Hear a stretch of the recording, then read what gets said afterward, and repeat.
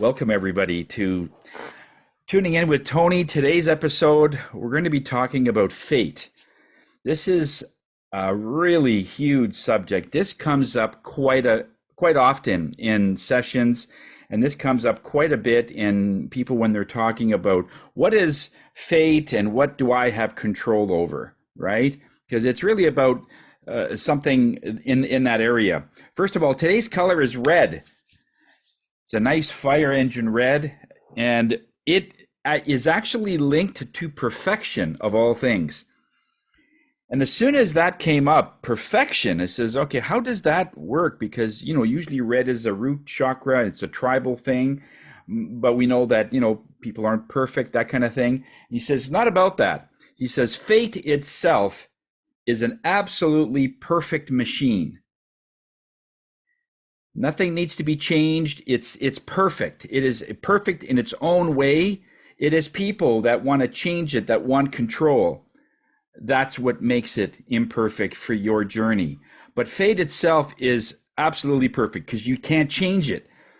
Anything that's supposed to happen in your life has already happened or is about to happen or is happening now. And there's nothing we could do. Sometimes we'll say to ourselves, how on earth did I manifest this person? Or how did I manifest being in this position? I really didn't do much. And that's fate coming in. That is something that's supposed to happen regardless whether you're ready for it or not. And yes, we do have a certain amount of control along the way. I looked up what fate is in definition. And what the dictionary has said is that fate is a development of events outside a person's control, regarded as predetermined by a supernatural power. It's amazing. We'll talk about that in a second. So of a higher power, the course of someone's life or outcome of a situation, something that is destined to happen. It's quite amazing that even in the dictionary, something has to be supernatural for it to be outside of ourselves. And it isn't super anything. It's just natural. It's natural. What makes it super is we have to say that word for people to perk up. It's part of our belief system. So I'm not really a fan of that particular definition. However, it is a series of events that happen that is outside of ourselves, that we don't have any control over. And thank God we don't, because if something is supposed to happen to us that will make us grow, we don't want to push that back. We don't want to have to hold on to anything, because that will stunt our spiritual growth, that'll stunt our mental growth, and so on. We are beings that have come into this physical form to grow. Whatever you might be thinking, that you have a purpose in life, that is all true to a point. But really, we come in to grow. Our physical, mental, spiritual, everything is about that. This is where I am today. Where will I be tomorrow that will be better? That is the human conditioning. Animals don't do that. The buck, the deer buck, they don't say, oh, it'd be so nice to have a larger set of antlers next year. I'm hoping that I'll get to like 12 points or 18 points. They don't do that. It's just natural for them to evolve in the way they do. But humans have this particular attribute because we want to get better all the time. And that's what we're made for. We come in with our energy, our spirit, our soul. Our soul has to grow through our physical existence. Animals don't really do that. They're here for whatever time. They follow whatever the energies are on this earth, and then they die. That's it. But they go on for millions of years the same way. A lobster, millions of years ago, is the same lobster, pretty much. I mean, there's some differences, but pretty much the same thing as now.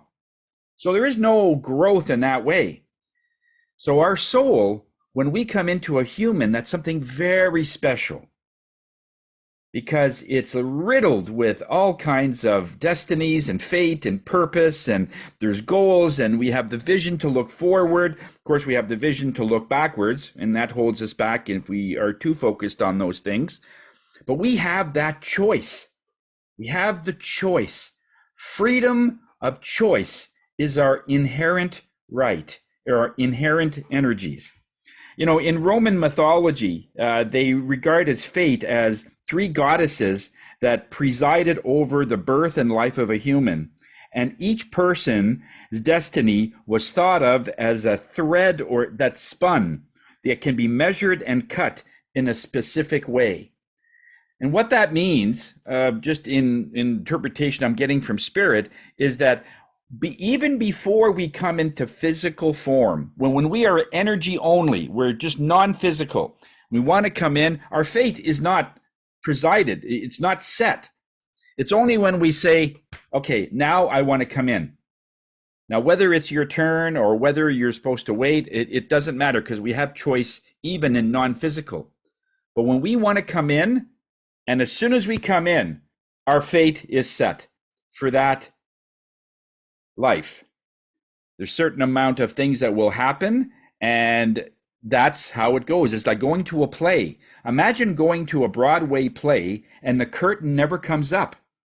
It's the same thing for the 2 hours. Well, how boring would that life be? But what happens is the curtain comes up and you have no idea what to expect. And as things are coming, you're going with the flow and you're trying to understand and go through it as everything is going through, right?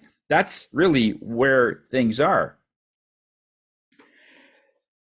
The Romans had a thing regarding fate, and they called it amor fati. And it is a Stoic belief, which means love of fate. It is a concept that encourages us to accept and embrace whatever comes our way.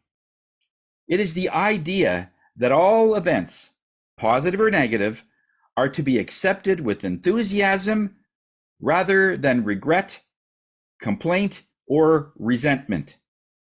It is not about resigning oneself to fate, but actively participating in life with full acknowledgement, full knowledge that hardship is a necessary part of our journey. By loving and accepting fate, we gain a sense of fulfillment and mental fortitude.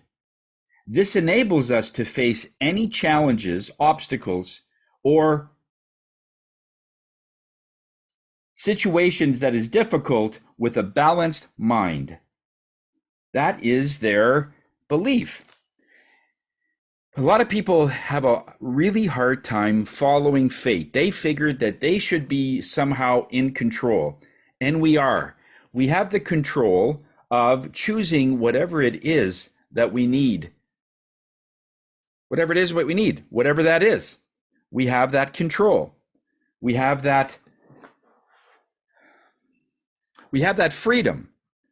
But if we go further than the jurisdiction of what that freedom really entails, it's not to change fate.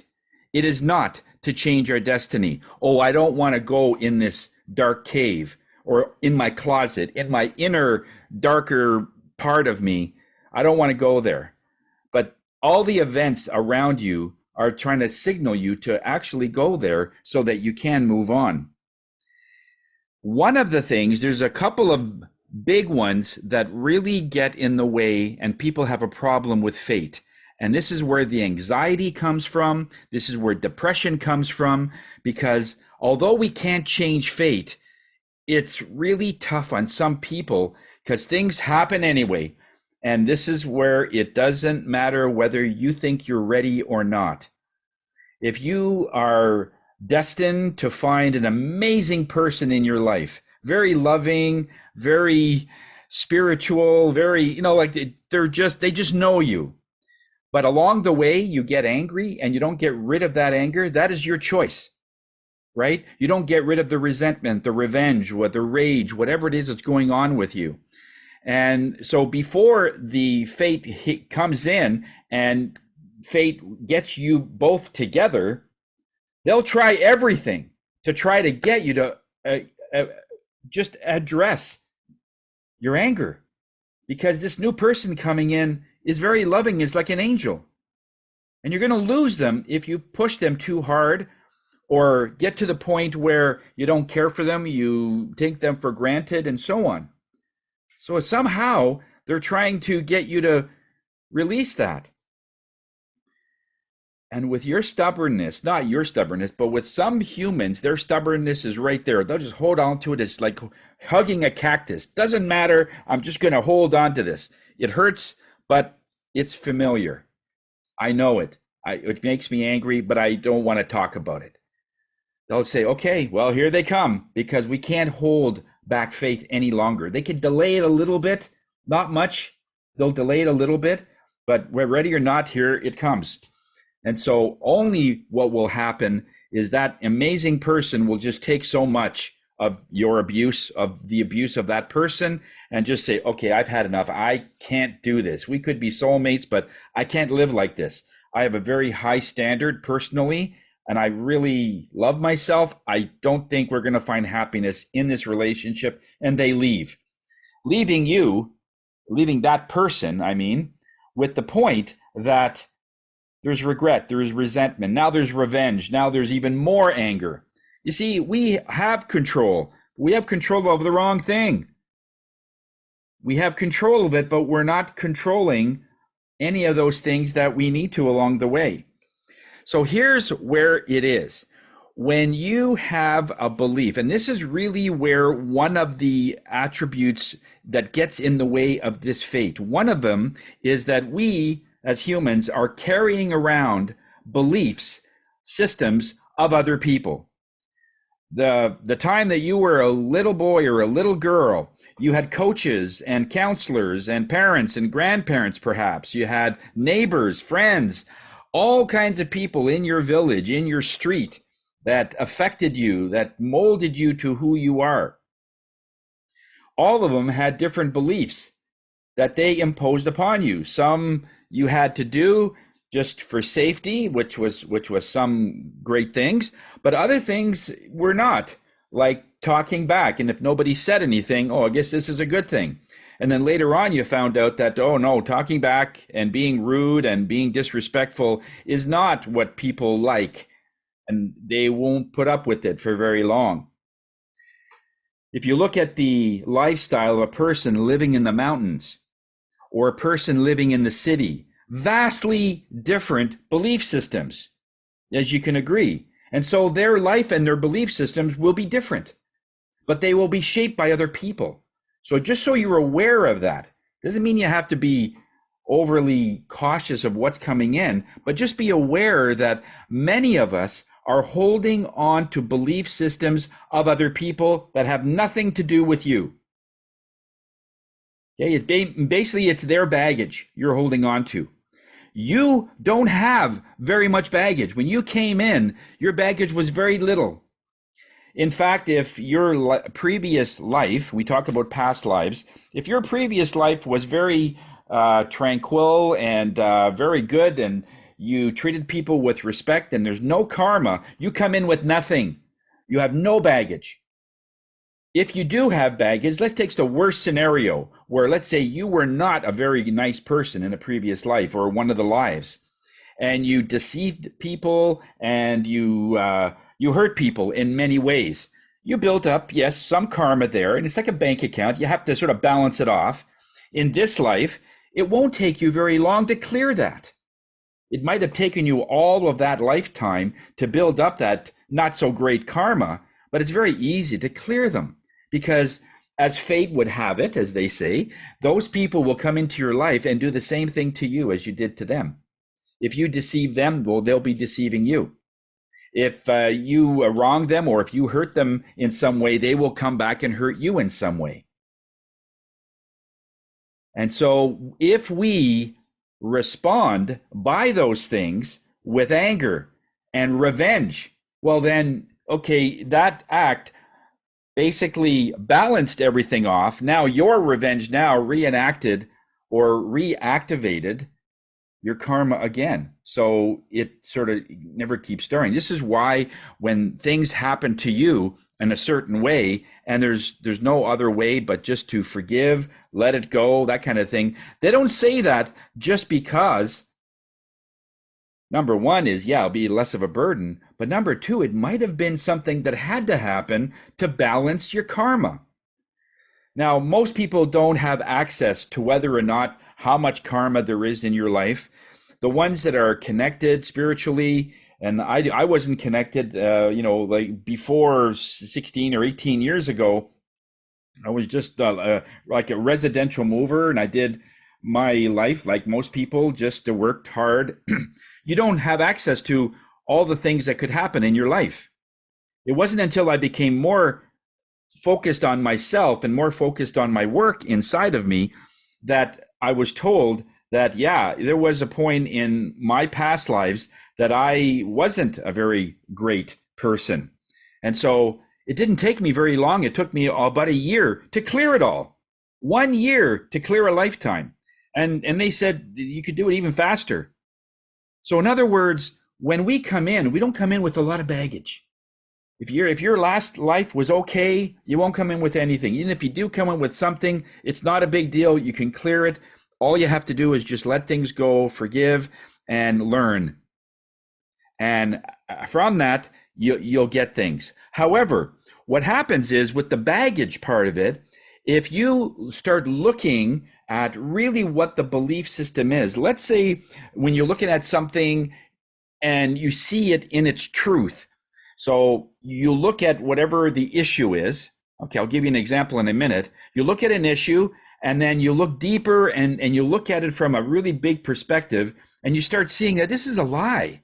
This is not logical. It doesn't make any sense.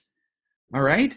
And so as soon as your mind realizes that a belief that you used to hold on to is illogical and it doesn't make any sense, there is no letting go. It's gone. Because the mind will not hold on to something that is illogical. It will always go to the logical perspective. Does that make sense? Because that's what the mind does. It decodes and it wants to make sure you're doing the right thing. Okay? When you're doing the right thing and that's the perception, then there's no letting go. The letting go is done. The letting go happens if there's many, many levels of it letting go. So let's say you look at that belief and it still seems logical. But you talk to a good friend of yours and he says, oh, that doesn't make any sense. But to you, it makes sense, this belief system. Then if that happens, you got to go a little deeper. Let me give you an example. Let's say a mother wants to really enhance the lifestyle of her family. So she goes to work and starts working up the ladder, starts working long hours, and isn't with the family very often, right? And so after a while, she might feel that, I'm not a very good mother because I'm never with my family. I'm not with my kids as much as I used to be. And so I'm not a very good mother, right? So let's look at the first layer of that. If you were to talk to a friend and you're saying, do you agree that I'm not a good mother? If this person would say that, the friend would say, oh my God, no, are you kidding me? You still go to your kids' basketball games. You still take them to hockey. You come home. I don't know how you do it. You're like a superwoman. You're doing all these things. Plus you get, you're part of the community, making bake sales for the churches or for the schools. Like, what are you talking about? You're an amazing mom.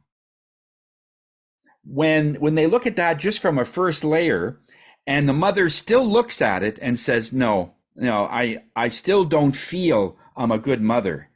Well, that only means that you have a deeper belief system way in the darkness that you have that belief, and that is giving sort of the acceptance of this initial belief that it's okay. So when you look deeper and deeper, you find out that long time ago when somebody said that, I want you to realize one thing, Sarah, let's say her name is Sarah. They say to her, there's nobody in our family that ever finished high school. None of our families ever went to university, and we were always poor.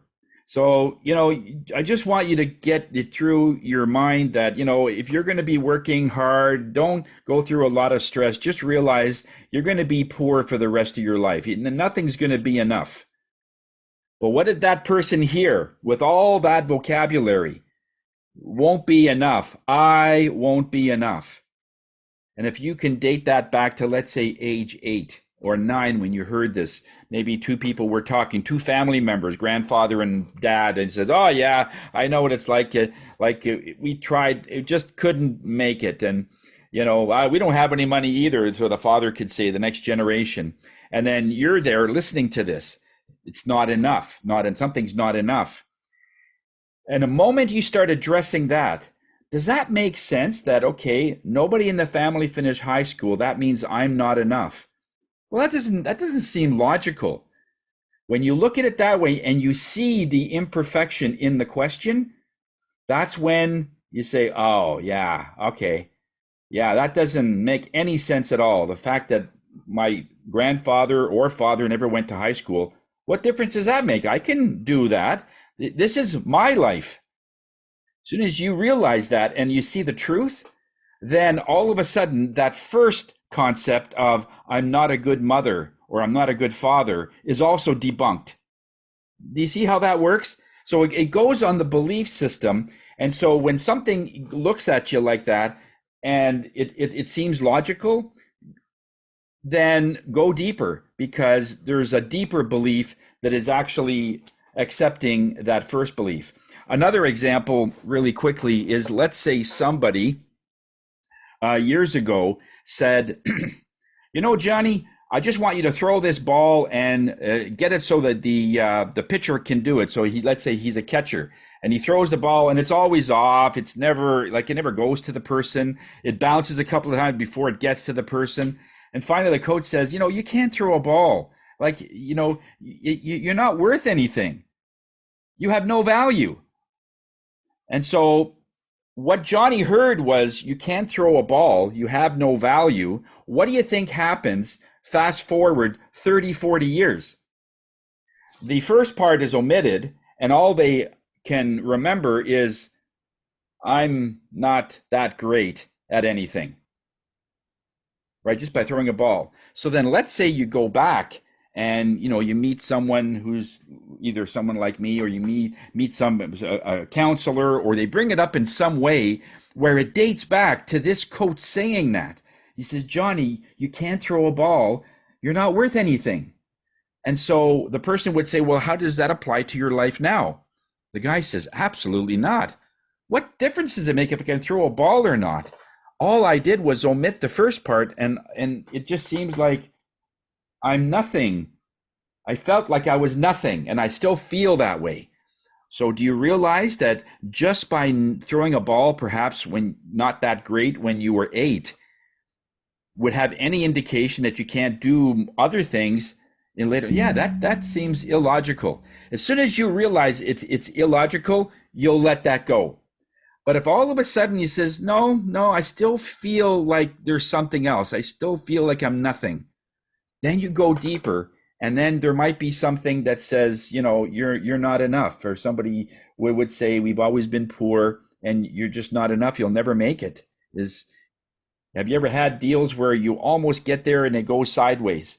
Or you almost get something, and at the very last minute, something happens where you don't get it. It's like, "Oh, I'm never enough, but I always have to do something more, and it's never quite enough." It's sort of frustrating. So when you go back that far to the deeper belief, then you realize, well, this is silly. Of course I'm enough. I am more than enough. And when you start feeling that, then it will make the first one also illogical, and it won't make any sense. Okay, so I just want you to realize that when a person looks at whatever they think is going on and it sounds logical, it just means there's a deeper one hiding that you need to address. And we have to start looking at these things, because the more of these kinds of issues that you address, then it's easier to go through your fate. Fate will happen no matter what. The question here is, are you going to be ready, and are you progressing as fate is happening? It's like a movie. It's going to happen no matter what. You know that it's going to happen. So this is where that happens.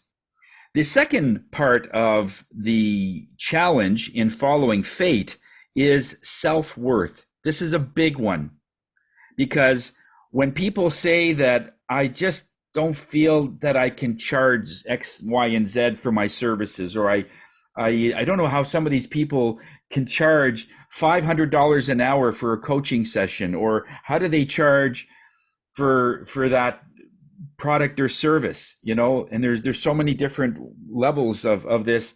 Like, I can never do that. And that's because their self-worth is always a ceiling.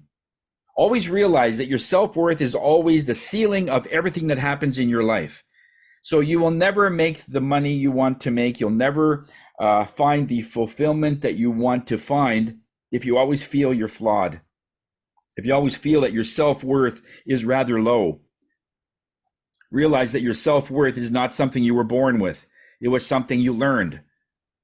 It didn't come with you as an energy, as a spirit coming into this earth. It was taught to you. And somewhere along the way, you heard this, saw this, experienced this, whether it be in a trauma, whether you saw it and it was traumatic just seeing it, whatever it was, it made an impression on you. And somehow it burned something in there. And being so deep, and maybe you were so young, as years go on, a lot of leaves and debris get onto that, and it's not as obvious as it once was, what the cause was. So sometimes we have to do a little bit of a backtrack to see, where did this ever come from? Why would I think that I'm not worth something? All right? And even your health. Some people will have a very hard time with their health because they think their health is only going to be so much. And then when you listen to their vocabulary, just listen to it for a while and try to pick out things that they've already made the determination of how things are going to go with their own health. Things like, yeah, I'm going to the doctor's next week. I sure hope he won't find something. Or I'm just not working out as much as I'd like to. Yeah, people in my age category, they have heart attacks all the time. But yet there are people that are 80 years old that are still in marathons. So it has nothing to do with the physical age, but it has to do with the attitude of where you are at whatever age you're at. People that are 16 are still having health issues. So it has nothing to do with age. It has to do with other things. So when you're looking at improving your self-worth, the first thing you want to look for is going into your inner engineering, your inner part of you, is what is going on that you always want to avoid. I don't want to talk about my dad, or I don't want to talk about my grandfather. He was a really mean son of a gun, and he was always ridiculing me and slapping me and hitting me with sticks. I don't want to talk about it. Well, let's talk about it, because obviously you have a problem with authority, and this might be partially it, because you said in an earlier session could be that he was in charge when he walked into a room. It was like a military thing. He might have been in the military, either way, but it was very strict, and that will give you an impression on authority, and you'll have a problem with authority. Even after your grandfather dies 20 years previous, you'll still have an issue with authority. And it was coming from that particular person, okay? But you have to go there not to relive what you went through, but to be able to look at it with a different set of eyes.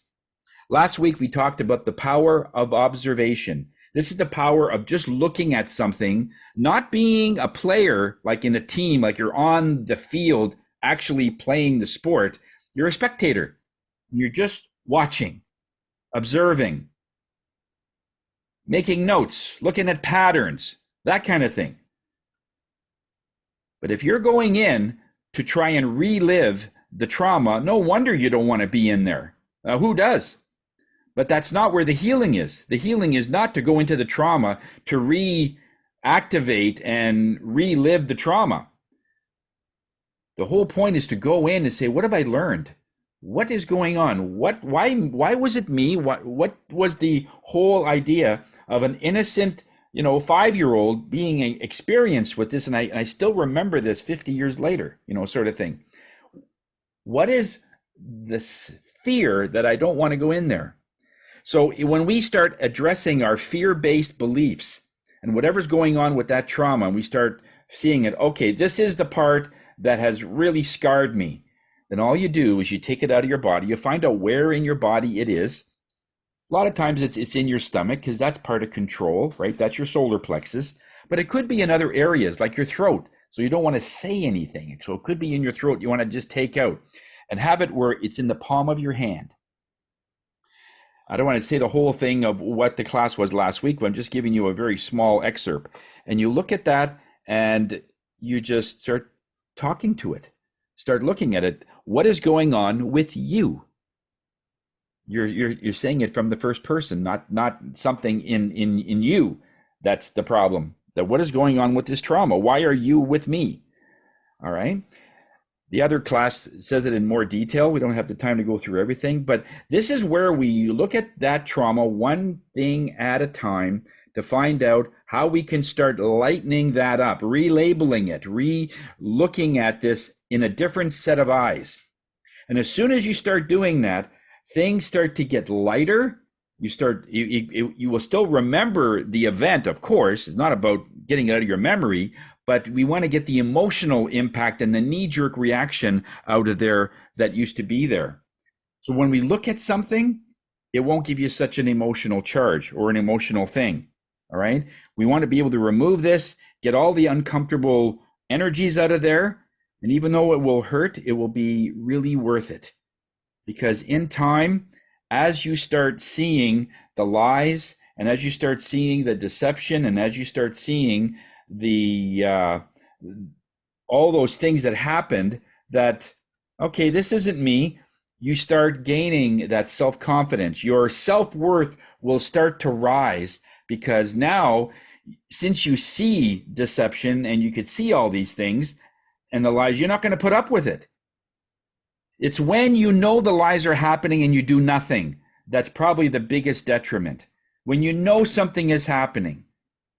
One of the things that I've sometimes go through, and it's always hard to hear it as a human, but I understand it from a physical and spirit perspective, is some people will admit that their child was abused, but they did nothing. They knew that at night the father would come in and beat the children in bed, but they did nothing. And then years later, they said, I should have done something. I should have stuck up for my kids. So, that kind of thing. So it's when you know something's happening, you do nothing. But when you are doing something and you're actively getting that out of there, you're actively getting that trauma out, you will get lighter. You will be in that better position. And then your self-worth won't take all the BS. The BS, belief systems? That's what I wanted. Okay. You won't get anybody else's BS because you won't put up with it anymore, because you're done. You want the truth. You want the mind games to stop, all the mind games to stop. You want everything just to be in its truth form. I'd rather know something and have it not great news than just get it sugar-coated and just have the impression that things are going hunky-dory. They're not. And it's okay. We want to know the truth. And that's really the whole essence here. So we don't want second best. We don't want deception. We don't want anything else other than the best for us. In this meditation, you're going to really like it. At least I had a chance to do it just before class, and it was great the way Spirit had set it up. What I want you to do when you hear the music and the thing, by the way, we're playing the water meditation. It's all about flow. It's all about going with the current, right? That's really what fate is. It's like a current. You can't stop it. And it's a bit like what some people will say, well, in life, you might think that I'm not going fast enough. I want to surge my success, or I want to go faster. And so in that analogy, it's like being on a river, and you're in a boat and there's a pretty strong current. You don't even have to paddle. You might just have to steer so you don't hit the rocks and keep away from the trees that are coming up and so on, and maybe the shallow areas. Just stay in the middle where there's deep, and that's it. You just got to steer. But person might say, no, this is not fast enough. So we put a 40 horsepower motor on there to whiz down the river and do what? You're now down the river, and the journey itself, you really didn't really see anything. All you saw was whitewater. You wanted to be there because you thought you're going too slow, or you thought your life was not where it should be. You need to speed it up, or something's not enough. We have to add to it. And no, just can you not just sit back in a boat and watch the trees go by, and just look at the loons and look at the birds and maybe some fish jumping? These are all experiences. You don't want to miss that. It's not about getting to the end. When was the last time I don't know if anybody went whitewater rafting. These companies that have these huge rafts, and they fit about 20 people in there. The whole idea is to go down these rapids, and for a couple of hours they rest, and they go down to the end to get that experience, right? Well, what do you think it would be like is just before you put the raft in the water, you would say, okay, I have this great idea, guys. I got a fantastic idea. Why don't we take the raft, put it on the bus, go all the way down to the end of the river on the where the water is, where the river ends. We'll put the raft in and get this thing done. Yeah, then we're done. I mean, people would look at you. What are you, crazy? The reason we came here is for the ride. The reason we came here is for the experience, not to get to the end of the river. And so fate is like that. Fate has a certain place at a certain time, and everything is perfect. I'll tell you that fantastic example. It just happened yesterday. I had to go into the hospital to visit a friend, and I'm coming up to the hospital the night before it was raining a little bit, and there was salt on the pavement and so on. And I stepped over a little bit of a mud and so on. And I crossed the road with another person, and I could see this military person, and they have one of those white hats. The white hats. It looks like an officer anyway. And just as I'm passing him, and we're right in, like, literally a couple of feet apart, we're just passing, a gust of wind blew his hat off, and it landed right in front of me, and I caught it. And he says, "Oh my God, thank you for being there, because it's white. If it would have been dirty, I couldn't have been able to use this hat. I would have had to go to get it cleaned, and you were at the right place at the right time." Because before I left, my question was, tell me that you guys are sort of following me, and there's a few things happening in my life that there are delays and so on, and I'm just wondering where I am, in this map. And they said, okay, we'll show you. And then when this happened, it came right on me. It's like I was at the perfect place at the perfect time. And the guy, he said, "You've made my day just by being there." I didn't have, and out going through traffic, it took me almost 40 minutes to get there. I had to find parking. And just in that time, in those literally seconds, a wind blew and I caught it. So I had to be there. So what did I have to do to manifest to be there? Nothing. I just had to be there. Just show up. Fate is like that. When you just stop the thinking, stop the overthinking, just show up. Just be there. And it's massive. I made his day, and I don't think I really did anything.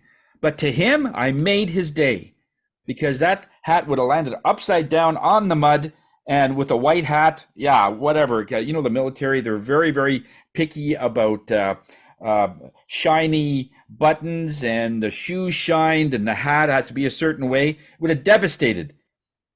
He might have had another hat, I don't know. But all I know is that he was extremely appreciative. And I didn't do anything. So there's no stress. There was no anxiety. There was no nothing. I just there, caught it. Here you go. Here's your hat back. And he just, wow, you made my day. It's like, and how many times would that happen that you don't know about? How many times you just show up as a person in a hockey game, just to show up, and the person, the kid sees you in the stands. And you just show up. You don't think it's a big deal, but you've made his life, because he will remember you in the stands for longer than you'll possibly imagine. He'll even remember it after you've long forgotten about it. Fate is like that. So in this meditation, I want you to pretend you're on a boat to start with. Pretend you're on a boat, whatever boat you want to get, whether it's a canoe, a fishing boat, a yacht, I don't care. Just put yourself on a boat, okay? Because you understand how flow works, how there's a current, there's this immovable, impenetrable current that just happens. Even if you paddle the other way, you're still going in the direction. So that kind of current. And for the first little while, I just want you to just take a deep breath in and just sit on this boat and just observe what's going on. Your energies may turn, that you might see yourself on a highway. You might see yourself in the air in a plane. You might see yourself in another place, on a train, whatever it is. Okay, but just start with the boat first.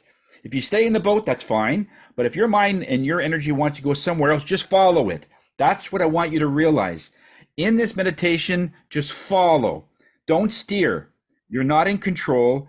There is a perfect current wanting to take you to a place. And what I want you to start looking at is all the things that you're noticing that's bothering you. Like if you're you get onto a highway and a dog goes in the middle of the road, well, that would be stressful, anxiety. So something like that, okay? I'm not trying to put visions in your head, but just anything that will bother you in this vision as you're going through your meditation, okay? I want you to note it, and then we'll talk about it after. All right? Take a deep breath of this red energy, fire engine red energy, and exhale white, or exhale whatever color that you feel that would be very calming for you. But inhale red, okay? And we'll see you in about 15 minutes.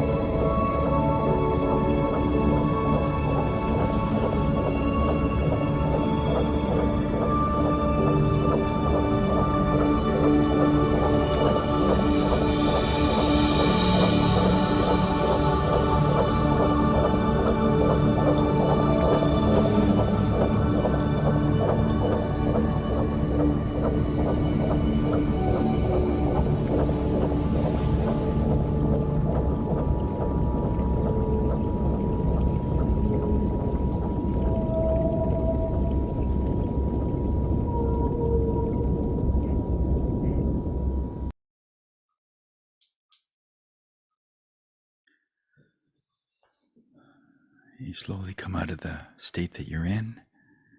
Try and remember what happened. What did you see? Was there anything that was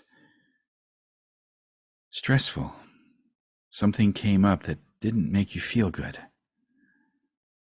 What was it? Try and get some of the details. Because here's the thing. If you accomplish whatever you want to accomplish, whatever that is, I'm not looking any deeper. If you accomplish whatever it is you're going to do, you will never feel that you did it, that a mentor and you did it. And Spirit will not put themselves in that position where even if you attain something, you're still going to feel unfulfilled. They won't do that. If you are not knowing what the answers are and they need to hold your hand, that's different. You are not in that place. Everything you ever wanted, you know how to get through this. You just don't know what the outcome will be. That's all about fate. That's all about fate. You leave it in the hands of the perfect current, the perfect flow, and everything will work out. Just don't steer it to such a degree that you're going to steer yourself into the rocks on purpose, just to show that you couldn't do it. Because you could do this. There's a lot of leeway of error. You can make a lot of little mistakes and it won't make any difference. You'll be fine. That's part of what that self-worth is all about, is that you are worth more than you give yourself credit for. That's really what the definition is. The more that you give yourself that worthiness or that worth, then the more likely everything is just going to happen so perfectly. It will just be like, wow, I didn't have to do anything. And any kind of perfect, when you met this person, what did you have to do to meet this person? Nothing. You met him. You didn't have to do anything. Fate brought you guys together. So leave your trust in that current. It's quite a good flow. It's a good flow in there. Stay and just ride through it. Work on your self-worth if that's what you feel you need to work on. Work on the other stuff, and miraculously, it will just work out. The reason I can't explain it is because it's not meant to explain. Something happens, there is no explanation. Even when it happens. How'd that happen? I have no idea. What'd you do? I have no idea. That's how you know that it was a perfect alignment. But if you could explain everything along the way, nope. Because you can't. You can't close off your spirituality. You can limit whatever's coming out as an outcome. Yes, it's a lot like the garden hose scenario, where you've got your garden hose and you put your tap on full blast and lots of water is coming out the other end, and then halfway you kink the hose. You can kink the hose, but it's still on full blast. You can't control the faucet, but you can control the outcome by closing yourself off. Yes, you could do that. So as soon as you just relax a little bit, just come into flow a little bit, you're going to start unkinking, and all of a sudden that flow will start to improve. You don't have to improve the flow. It knows, because it's under pressure. There's a certain current, there's a flow, and it will take care of all of that. You just make it so that it's not so serious, not so tight. So what I would do is this particular meditation, you need to go through it over and over and over again until you find out exactly what that energy is, address it, and what it has to do with you. Find out if there is some kind of association. Usually there isn't if it's another person, but it has sparked something within you. So that needs to be softened up or addressed, and then watch what happens. But yeah, you're onto something. You're definitely onto something. So just keep going. So you've opened up something, just keep going. If you opened up a chest and you're only like a quarter inch up, you're not going to say, gee, I'm not sure what's in it. Maybe I shouldn't look inside. Like it could be full of gold, it could be full of whatever, but you want to open it, right? You want to open this Pandora's box, or you want to open this issue. Open it. Let's see what's inside. It's only the light that's going to bring the truth to whatever it is. You have to see it. Remember from last week's class, the power of observation, you have to see it. So open it up, look what's inside there. As soon as you see what it is, then just keep looking at it, and it will shrink, because now you have a higher consciousness going into that issue. And that thing will just melt like it's butter in a frying pan. It's nothing you need to do. Just keep watching it. Your power of watching itself without doing anything. No affirmations, no spells, nothing. Just look at it. But you're only a spectator. You're just watching it. You're not involved in it. You're not getting anything from it. Just watch it. So it just shows that every time you listen to the same thing, you might get a different perspective and a different, deeper perspective in this. Thank you, everybody, for coming today. I hope this was a good experience for you and you got something out of it. Keep listening to this. All Spirit is saying over the next 7 days, if you can listen to it at least 2 or 3 times, you don't get it. It's because some of this stuff is decades old. It's going to take you a little bit of time to sift through a 14-minute meditation, okay? It'll only go so far. And each time you'll go in a little deeper and a little deeper. But it just keep listening to it. It's going to be very powerful for you, especially if you can do this yourself. If you need help, I'm here, definitely. But if you need help along the way and Spirit says, yeah, they need a little bit of help, then I'll help for as much as I will do. But I will not do this for you because I don't want to take away your glory. All right. So love you all. Have yourself a great weekend. And where fate takes it all, just ride through it. Okay, guys. Love you all. Thanks, Tony. Love All you. right. Take care. Bye.